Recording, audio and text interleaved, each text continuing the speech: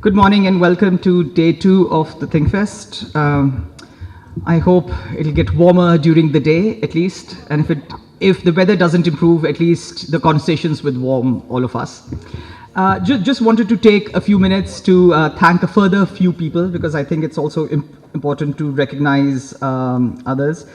We do want to recognize the great help that the British Council has actually given us for this year. We have 2 speakers that have come in through the British Council, so we are very grateful for that.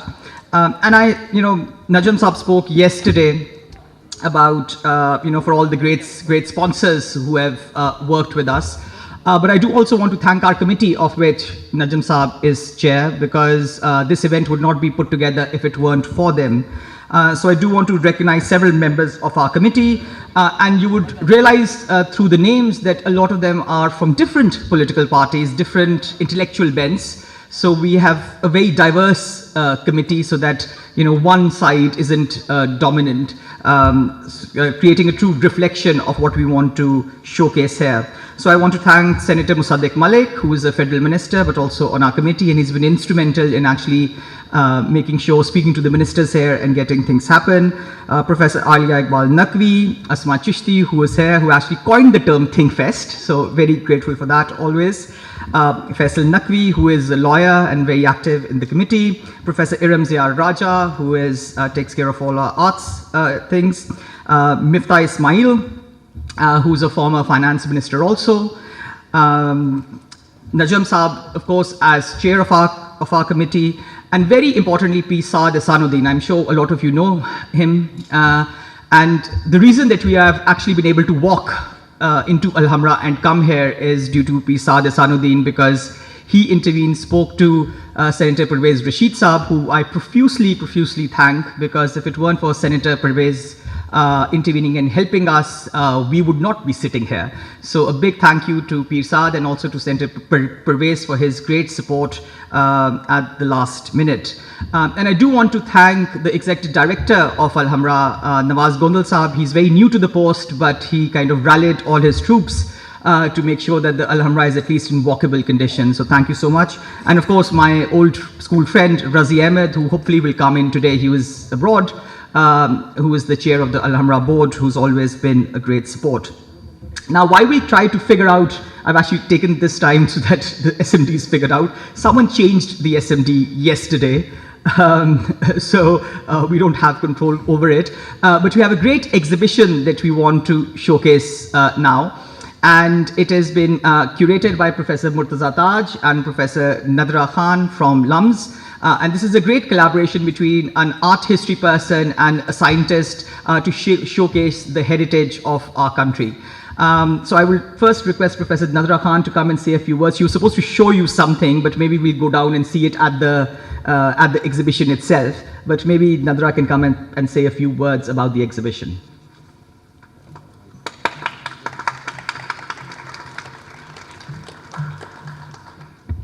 Thank you very much, Yaqub. Thank you for inviting us to showcase our exhibition here. The first opening took place at LUMS on December 12th.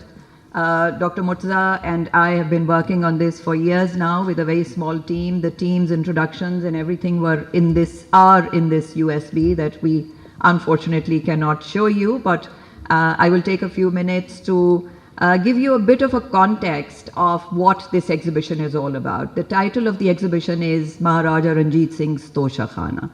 Now that Toshakana, the treasury, what happened to it? Where is it now? What were the objects like? What was the material culture that existed and flourished in the 19th century Punjab is something that we investigated, and the exhibition showcases a tiny little tip of the ice on what we found so far. Dr. Murtaza Taj is an associate professor of computer sciences. He is the leading person working in the heritage sector, and I've been very fortunate to have worked with him. We created a website which is sikhvirsa.org.pk that showcased artifacts belonging to the Lahore Darbar, Maharaja Ranjit Singh's court, The initial idea was to showcase the Lahore Museum Sea Gallery and the Lahore Fort Sea Gallery carrying the Princess Bamba collection. The museum bit could not be covered, but we did, showcase the Lahore Fort Sea Gallery. That led us to investigating a little more. What is housed in these galleries does not match the descriptions of the material culture that we find in contemporary historical sources, whether these were the court chronicles of the Maharaja, the Umdatut Tawarikh, or Europeans visiting the Lahore Darbar and recounting the regalia that they saw. So what happened to it? And we started investigating this, and we found fascinating information about what the East India Company was doing. Punjab was annexed in 1849, and the next day, Maharaja Ranjit Singh's treasury was declared to be confiscated material. And that confiscated material started to be parceled out among East India Company officials. A big chunk was sent off to Queen Victoria, and then the rest was auctioned within the Lahore fort, where the Maharaja and his family resided. So they started holding these auctions in the Diwan-e-Aam, in the Shah Burj, which was the Sheesh Mahal, the residential area, as well as in front of the Moti Masjid that was serving as the treasury. The Maharaja started calling it the Moti Mandir. I had all of these images in my pen drive that is unfortunately not working. But that probably is going to succeed in arousing your interest and inspiration to visit the exhibition that our chief guest, Mr. Murtaza Solangi, will soon be opening. I will invite Dr. Murtaza Taj to say a few words about his contribution to this wonderful project, which started with the Sikh Virsa website and then led us towards finding information about this lost material culture, the lost treasure of the Maharaja's Darbar.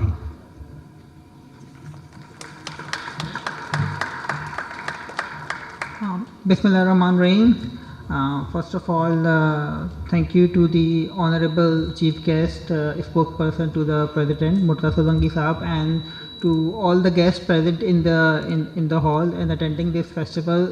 Many thanks for taking out time and coming here. So, very rare you will find a computer scientist in an event like this, and I also, feeling a bit out of order standing in front of all the great artists and art historians and people with so much experience in art and history. I am just a very beginner, but my relationship to this is, I started working on the cultural heritage back in 2013 when I returned to Pakistan after completing my PhD, and then I started thinking about how can computer science serve the country, and cultural heritage is something which I started working on.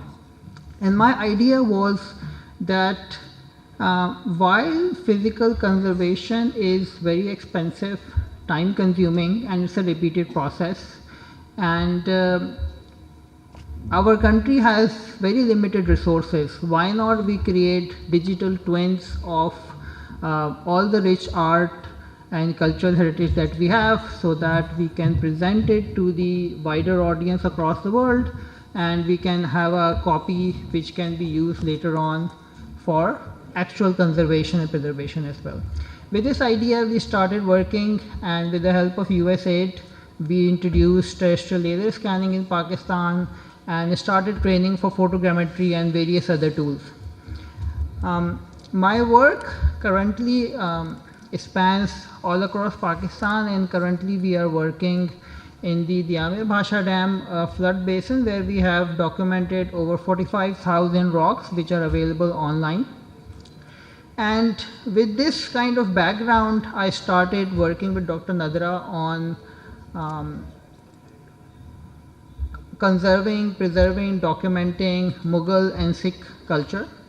Here, the challenge that we faced in this project was, as Dr. Nadra mentioned, that large number of items were being auctioned. And so there's a huge list of items which are being auctioned, which is available.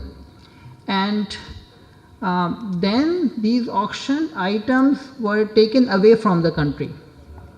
And because of the COVID and the increase in digitization, these items started to appear into the museum's website, which have them in their collections. And this kind of presented a very unique opportunity where there is a list of items which are lost or disappeared. And now there's so much available on the internet. Can we establish a relationship and tell a story about which item took which journey and ended up where? And at the same time, there are a huge number of documents that are available that we can now scan and digitize. So this kind of presented a big challenge in, finding an item in a rich repository available on the internet in the document. And this is where I came in, and we said we are living in an era of GPT, or we call it large language models. Why can't we use AI? And AI can look at an item from the auction list, go all over the internet, find whatever it can find, go in all the document that we have scanned, and can give us a report or a summary. And then art historian like Dr. Nadra and other experts can look at that report and make a real story behind it. So this is where I came in, introducing automation in speeding up recovering the stories of our culture and heritage. And here as well in this exhibition we have tried to do that, and we have created the story of 3 different objects which is presented today here in the exhibition. But this is just the tip of the iceberg. There are large number of objects which we are studying, which we are discovering, and we are planning to hold many such exhibitions in future. With this, I stop here, and I again invite Dr. Nadra to tell a bit more about the 3 different objects for which we have developed the story. Thank you. Thank you very much, Dr. Murtaza. So we have created 3 models of lost objects. One model is Maharaja's Bazuband that used to hold the Kohinoor diamond. And we have a narrative that walks you through to what happened to that diamond and where is it now. There are several other diamonds, several other gems. You must have heard about the Kohinoor, but have you heard about Darya-e Noor? Are you familiar with Timur ruby, the spinel? Where are they? Of course, these are the stories, these are the objects that we have been tracing that have led us to fascinating details. Part of these are exhibited downstairs. Then the Maharaja used to travel in a silver bungalow, not a bungalow, bangla, a thatched roof, and that thatched roof was made with pashmina shawls. What does it mean when I say a silver bungalow? The bungalow was a double-storied carriage, a throne on the move, that the core would have been of wood, but it was covered with solid sheets of silver.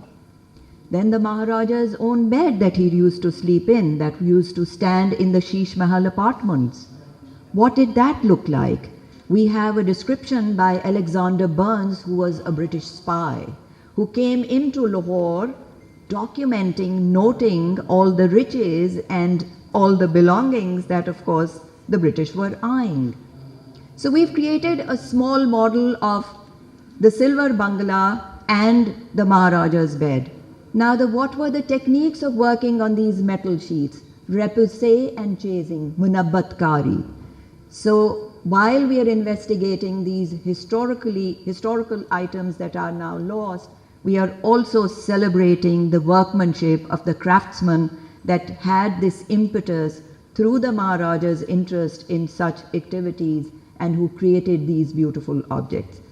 For that, we have created this small catalogue that I would like to present to our chief guest here.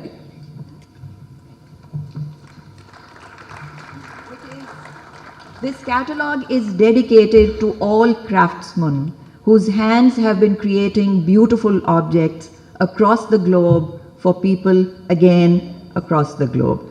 Thank you very much, and I hope you enjoy the exhibition. And I would now like to invite Mr. Murtaza Solangi to say a few words.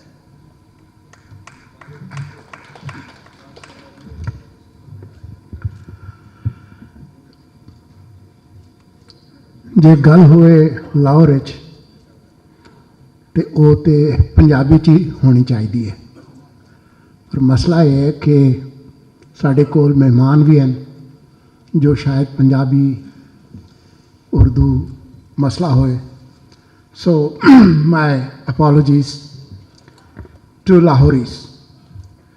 Let me sincerely and profusely thank the people who made it almost impossible for my two friends to show what they had to show you through this screen, because that would trigger some excitement and there will be some appetite that you will actually go down and see the real exhibition. So thank you those people who created this little problem. These two good doctors, Dr. Nazra and my namesake, have done really a great work. And they have made it possible for all of us, especially for the young people, to really conceive what happened in those 4 decades of Maharaja Ranjit Singh's rule. It's hard for me to call it an imperial or monarchic rule because it was not. He did not have a successor, and what happened after the death of Maharaja Ranjit Singh, you know fairly well. But what I see in those 4 decades was a model of indigenous rule and uniting of Punjab and even going beyond all the way to Peshawar and Kashmir and extending it to Multan. So, but what I'm more fascinated in those 4 decades, despite the great craftsmanship that they were just telling you and we will see in the exhibition, is it was fairly secular rule. Despite Maharaja Ranjit Singh, who believed in his faith, you had great Muslims and Hindus in important positions in Maharaja Ranjit Singh's period. But what is fascinating, what these two doctors have done, they have given us the opportunity to see that great work of craftsmanship, regardless of where Kohinoor diamond is, and you know, besides the controversy if you are going to get it or get back or not. But most of the treasure that they have made it possible for us to see did not consist of some loot and plunder from outside. Most of that is indigenous, local craftsmanship, and that's those skills of the people of Punjab. They are really a work of wonder. So regardless of the weaponry and the coins and the jewelry and the gold and the carriages and whatever. So I sincerely thank Dr. Murtaza Taj and Dr. Nazra for making this possible, and I thank them that they thought I was fit to come here. Thank you very much.